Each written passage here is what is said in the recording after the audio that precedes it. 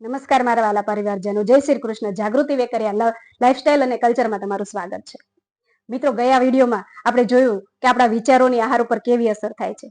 આ વિડીયોને તમે લોકોએ એટલો બધો પ્રેમ આપ્યો છે કે એ માટે આપ સૌનો તહે દિલથી આભાર.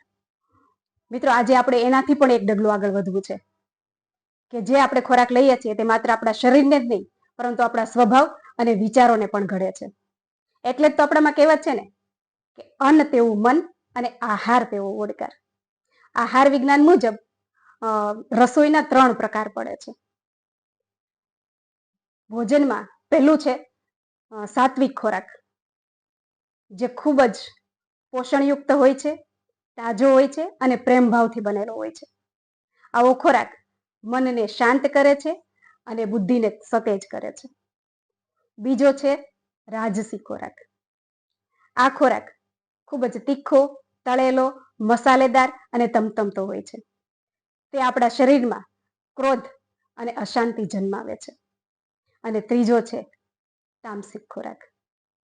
આ ખોરાક ખૂબ જ વાસી હોય છે અને હિંસાથી બનેલો હોય છે. આ ખોરાક લેવાથી આપણા મનની અંદર ક્રોધ અને નકારાત્મક વિચારો પેદા કરે છે.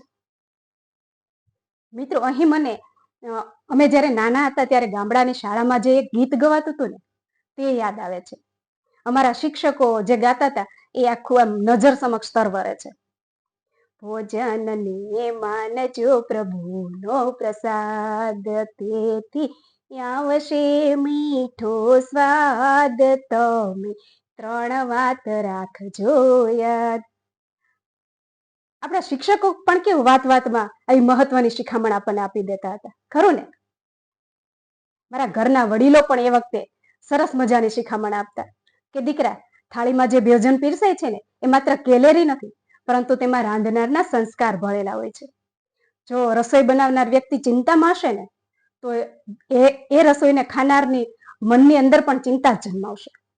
માટે હંમેશા ભોજનને પ્રભુનો પ્રસાદ માનીને જ આરગવો જોઈએ અને બનાવતી વખતે આપણા મનની અંદર સાત્વિક ભાવ હોવો જોઈએ. મિત્રો, હું તમને 3 નાનકડી ટીપ આપું.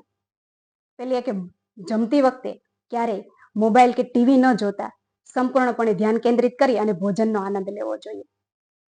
બીજું એ કે ભોજનની શરૂઆત કરતા પહેલા જ હંમેશા ઈશ્વરનો આભાર માનવો જોઈએ.